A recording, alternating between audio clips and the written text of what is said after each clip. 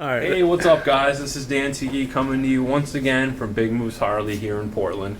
Wanted to show you some of the Sportster motorcycles we have here for the 21-22 year.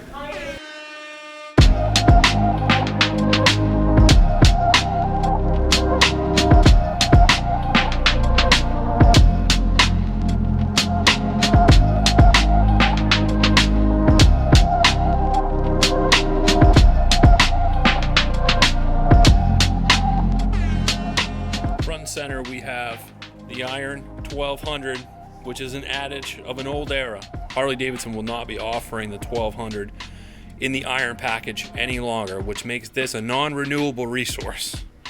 The two to the sides of it, to the left there in the gunship gray, and to the right in the white sand pearls, are both model year 22 Iron 883s.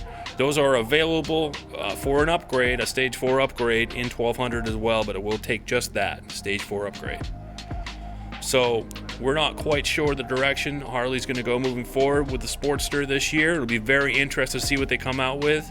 The grand reveal for the new lineup is on the 26th of January. Feel free to come into the shop. We'll probably be live streaming that event. Thanks, guys.